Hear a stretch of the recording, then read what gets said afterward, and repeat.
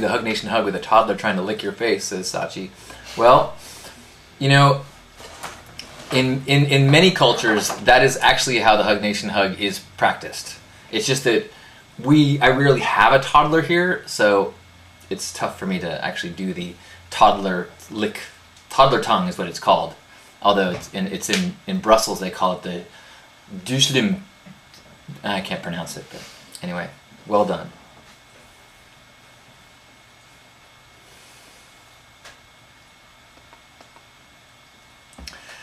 Look at all these people that popped in since we started. Sorry for the late start. You know, I mentioned today that I was helping my lover with her project, and so actually, you know, today she's been running around doing stuff, and so I was right before we started here. I was trying to help her as much as possible, and it seemed appropriate that since we were going to be talking about giving, that if we needed to start a few minutes late because I was trying to give as much as possible before she had to go, that would just make sense. So thanks for the patience on that.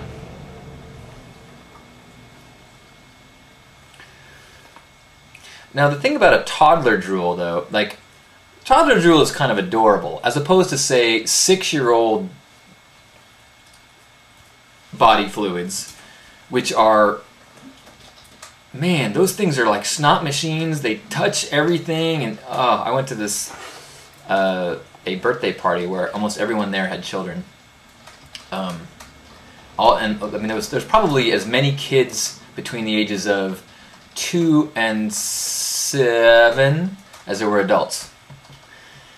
And of course they made me sign in as a sex offender before I did anything, which was always embarrassing. No, I'm just kidding. I've never been prosecuted.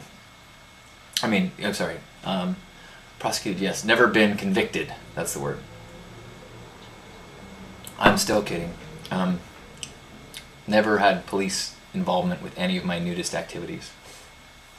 Okay, I'm getting ahead of myself, or below myself. So there's all these kids, right? And so there's a few kids that I know pretty well, friends of my friends, and so over the years we've certain games that they really want to play over and over, and you know, most of them are some variation of a high-fiving, of violent high-fiving, because little boys love to smack your hand and have you go, ow. What is that about little boys that love to inflict damage through their brute strength? I don't think that I train them to that. I think they love it. Anyway, so after all this high-fiving with all these snot-nosed little kids, there was a food truck at the party. My food came up, and I was like, yay! I'm like, oh my gosh, I cannot eat this quesadilla with these hands. And eventually I did, and I was just like, boy, my germophobia is kicking in something fierce. But I guess, you know, kids need that stuff, right, to build up their immunities as they grow up. Otherwise they might accidentally use a public bathroom after being homeschooled their whole life and just, you know, explode. Well. Thanks for being here, Clay Chica. Have a wonderful afternoon. Enjoy the eclipse. Try not to spread any crazy mythology to isolated island cultures. Or whatever one might do irresponsibly with an eclipse. Yeah, why is it that I really dislike dog slobber, but I'm okay with oral sex being performed on me? It's interesting how that works. No, okay, maybe that's not a good parallel. I guess I don't like being licked by anyone, humans or otherwise, on my face. Sorry, are we still broadcasting? Are the police here yet? Alright, well, thank you everyone who's here. It looks like we got a Carousel and Bombastic Chrysalis and Bridie and Cobalt and Jenny. Jenny, I don't even see the first part of your name anymore. I just see Jenny. Dama Seeker and Esta and Freestyle Fox and J. Lavoisier. Jungle Rodent and Barry. I see Barry too when I see Life Is. Because otherwise, if I see Life Is, then I see the rapper Too Short. And since we've met, Barry, I know that the overlap between you and Too Short is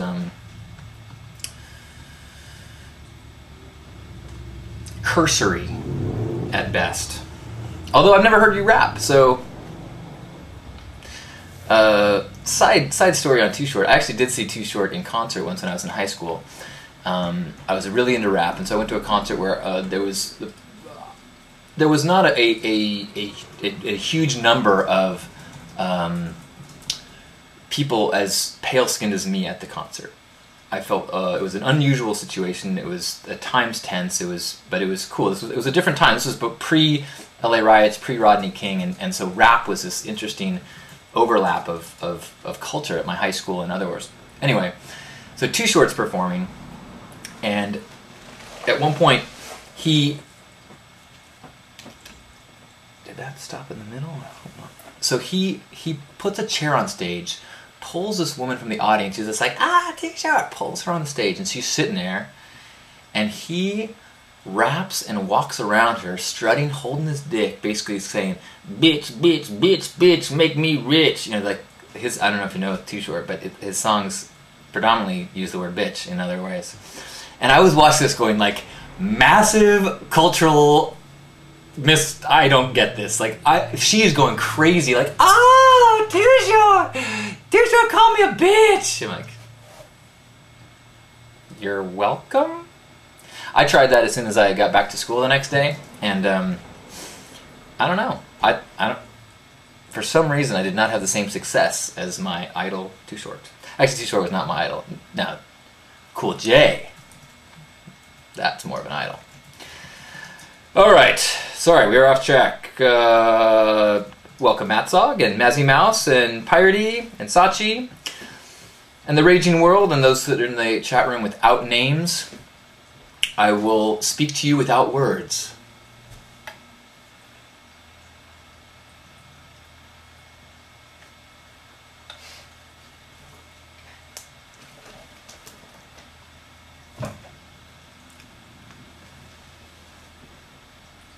All right.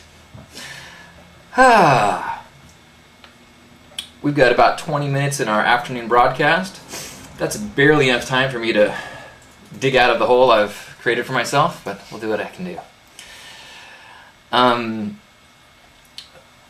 Kib said they saw... there must be names in this chat room that didn't show up, so sorry if I missed your name. Kib said that the eclipse was awesome. Did anyone else watch the eclipse either live or on webcam? Actually, if anyone saw it live, I'd love to know where you are.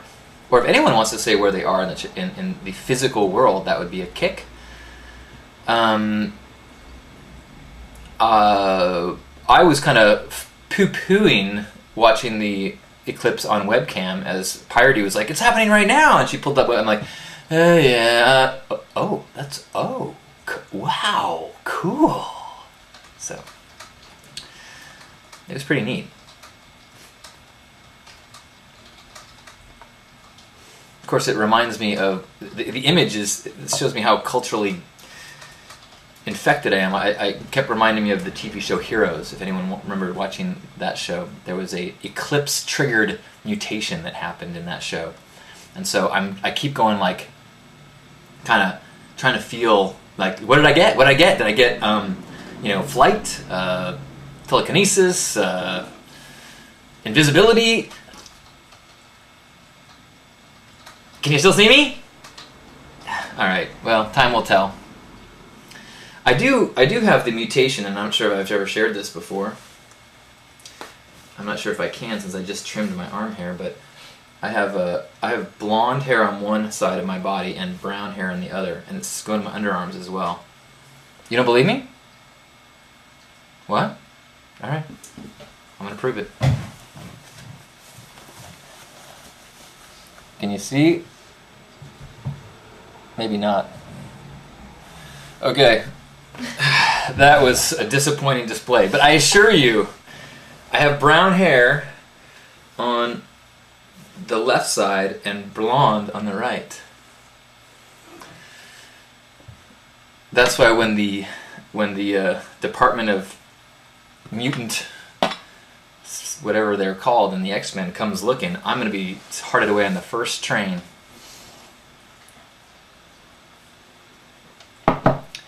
Any excuse to take my shirt off. You know, as I realized as I lifted the shirt that that was a flashback to old school Halcyon.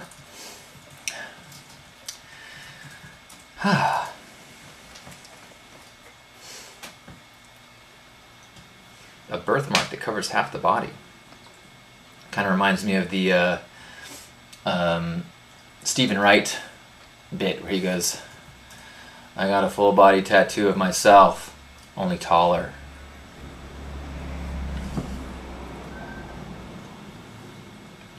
I'm being tested after the show. What am I being tested for? Now I can't remember what. My memory's terrible. Now, on the positive, it's a good incentive to tell the truth, because there's no way that I could make it as a liar or a spreader of deceit, because I couldn't keep track. I don't remember what I said. I don't even remember what's happened. I don't even remember what really happened. So if someone asked me twice, remind me again what the question was? Why are there these two cameras on the desk? What's this chat room? Welcome, Chocolate, I'm loving it. I love your name. Thank you for the...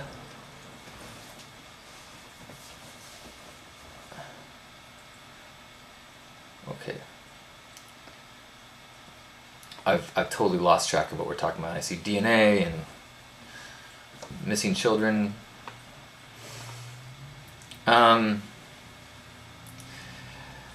Kinetic Fire 2013. Oh, there's something coming up in December. If you're in LA, and if you're, I don't know if you know Marvin Ong, Master Ong, he is doing a big birthday party event in West LA. That's like a thing with tickets and fire performances and stuff. And I'm actually doing a 30-minute Hug Nation there. I think it's December 9th, but if you're in the area and are curious, let me know and I can give you more details on that. Did anybody post some answers to the things that you do for things you do for others that make you feel good? The chat is always trying to confuse me, love v love. Thank you for reaffirming that. I thought it's not just the chat, it's the whole internet. It's a tool to make me crazy. When I was a little kid, I had one of those. It was just about the age that I started to have like a fantasy and start to think dirty thoughts, and I think my big dirty thought at the time was like this is probably not an afternoon topic. Anyone under 18 in the chat room that I should walk away, and do not tell your parents. Just walk away. So at a certain young age, I didn't really have an understanding of sexuality, but I did have an understanding of like weird interhuman dynamics and kinks and something. So I had this reoccurring fantasy of being tied up by Amazon women, and then they would chew food and then feed it to me like a baby bird. That was my little brain's understanding of intimacy, I guess. And so right about the time that I started having this thought, I also had the thought, what if everybody can read minds except me? And so as I'm here alone in my bed with my little journal, there's people in the other room just going like, he's thinking about Amazons again. No, shh. And it's one of those things like, how do you disprove that? You can't. Who's going to tell you the truth? So I did what any kid would do, and I don't remember what I did actually. I think I lived shamefully and tried to like notice if anyone would, try to like pick up on signs from people as I would leave my room. And luckily I let go of that fairly quickly, because soon after that I discovered the effects of the rubbing certain parts of my body on my soft inner forearm, which then first it was my leg, and then my legs grew hair, and it ruined that. Okay, this is too much coffee, not enough prep for the show. These topics are inappropriate, bad. Actually, speaking of inappropriate, I got a really interesting comment to several weeks ago's broadcast, which was How to Love a Goddess.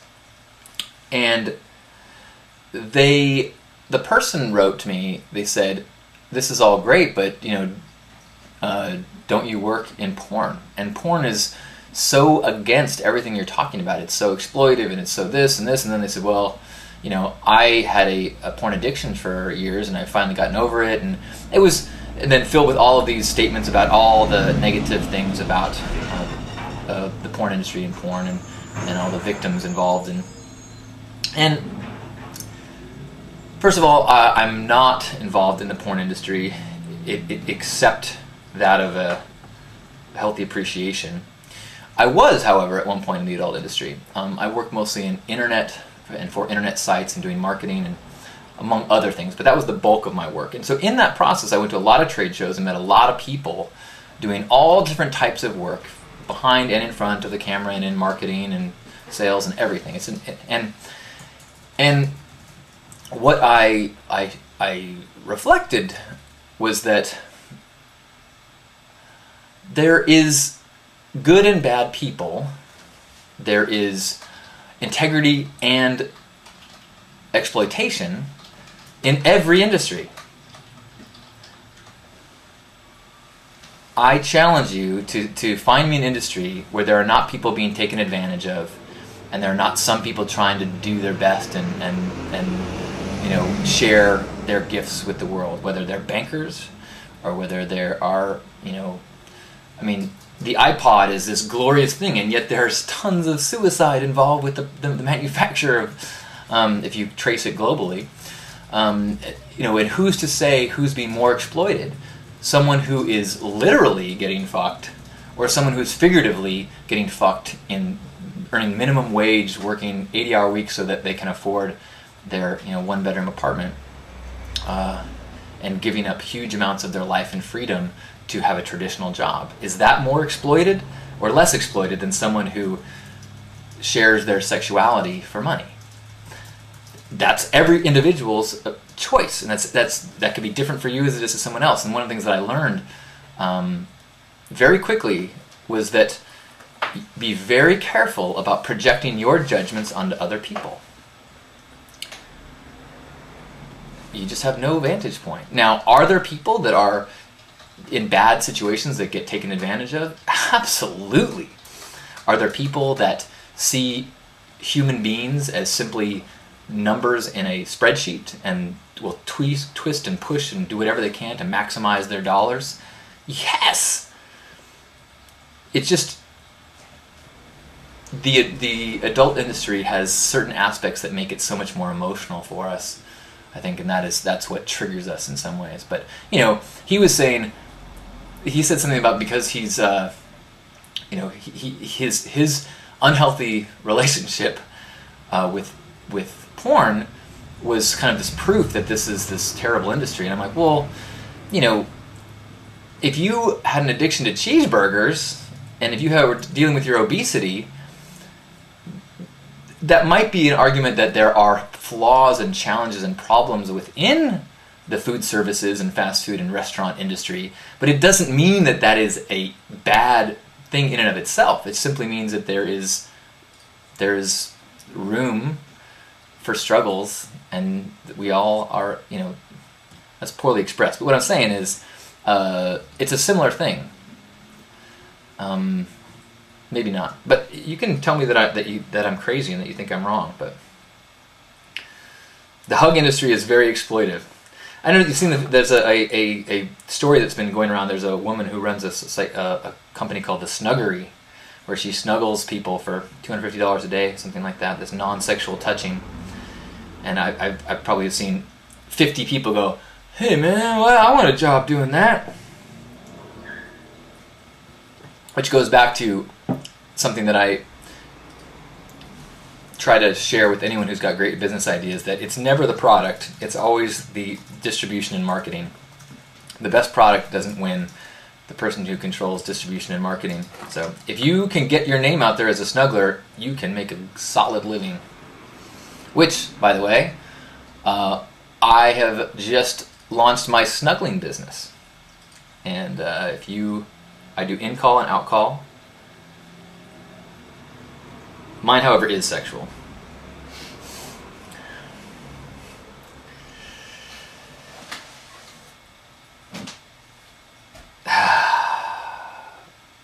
We will look back on this week as the week that the federal investigation against Halcyon began. Canadian Snuggle Tour. I've already got the t-shirts printed. I'll be there. If you cover my travel costs, yes, I will. The Snuggle Tour will go anywhere.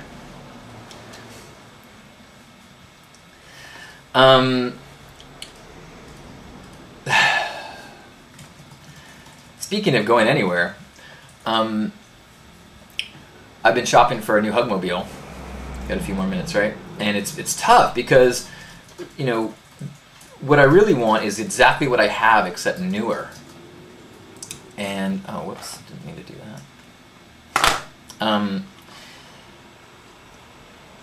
And boy, it's tough. It's not like, you know, there's not like tons of lots of used RVs that you can go and find a used car in the same way that the RV Trader, you know, there's like two that are even close to something I'm within my range of price and size that are in all of California that are available right now. So it makes me, I get super, okay, I should take that one, or okay, maybe I should wait, or so I'm right now. I almost went to go look for one last week, or look at one when I went to LA to do auditioning stuff, and decided, well, actually, the guy he didn't get my message in time, so I didn't go look at it, but I still may. It's a sweet one. Live I Love says, do you have ashes left over for a new paint on the new Hugmobile? I do. I have a altar in my home with, as part of the altar I have this big box, and in the box I have special things, and one of them is some more ashes of my grandpa. So I can replicate the magic, at least that's my goal. And I've already talked to an artist named Zavi, who's a friend and an amazing, what do they call him? Not psychedelic artist, but a visionary artist, who does this incredible murals, and he's designed, you know, nightclubs, and he does all this incredible stencil work. Zavi, X-A-V-I. If you search, you can, ZaviDesigns.com, I think is his site, but incredible. And I kind of like said, would you be interested? And he was like, yes! So all the pieces are kind of starting to get put in play. It's just now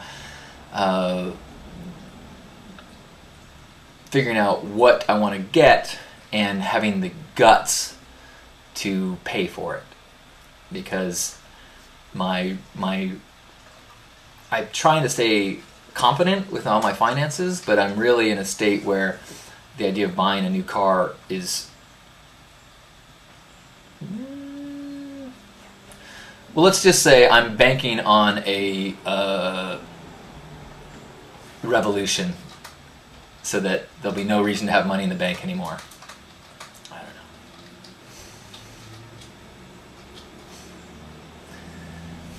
Saw out the existing wings. No, that's it. Well, the bummer too, though, is that, like, if you look at pictures of when the Hugmobile was new to now, it's faded. There's a whole color in the wings that's missing now. There was like a fuchsia pink purple that was a part of the wings, and now it's totally gone. The whole wings are now this faded pink.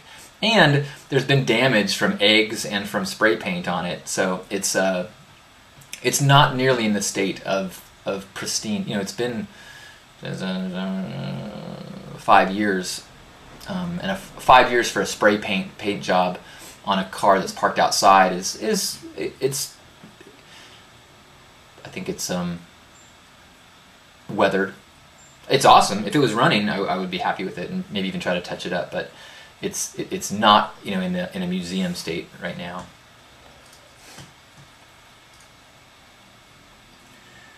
The goal for the current RV?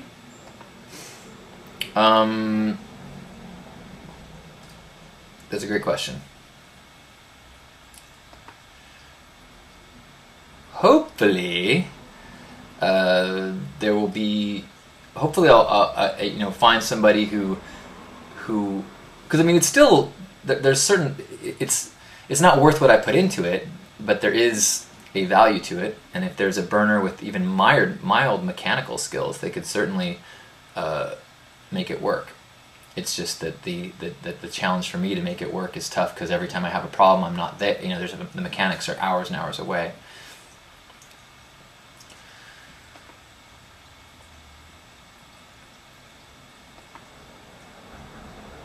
A fleet of 2 Humvees. I have considered making the Hugmobile into an art car.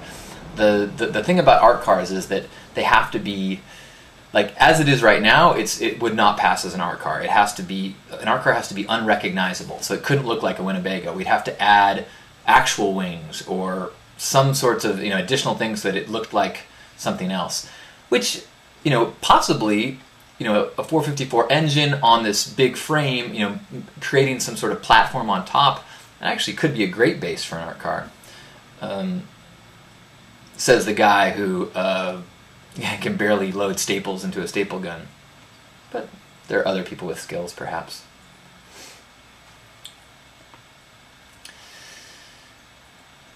All right, we are approaching the 2 o'clock hour. I'm hoping there's no officers of the law or any federal agency that's in the chat room, that no one has archived the admissions of guilt that I have stated in this chat room. I should note it that this is for entertainment purposes only, and yeah.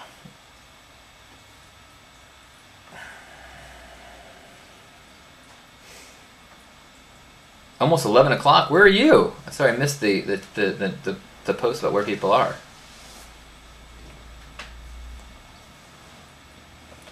Come to Indiana. That would be a long place to go buy a RV and drive it back. One thing on the RV front, a good friend is has a business that's involved with kind of like a Carfax type business, and is involved with a lot of auctions and stuff. So he just a couple days ago took down what I'm looking for and is in the process of getting listings for upcoming auctions. So that's actually the strongest possibilities for Huggy 2 would be some sort of repoed vehicle. Happy Diwali. It's also, I saw it's like World Kindness Day today, as well as the Eclipse Day, as well as Hug Day. So thank you for being here and encouraging this ridiculousness. Hopefully there is some element of this journey that resonates with you and gives you a little strength to your down moments and a little affirmation to your up moments, and we can all kind of pull each other up, and give ourselves and each other a hug during the times when it's just seems too much to figure out. So thank you for that hug today. We'll be back here at 6 o'clock, which is in 4 hours. And if you still want to answer the question of the day on the Facebook page of answering something that you do for others that makes you feel good, I think it'd be a cool kind of body of examples that we can go to when we have these down moments and recognize that, I need to get out of my head. Get out of my head, dun, dun, dun, dun, get into my car. I love you. Have a great day, week, moment. Thank you, thank you, thank you.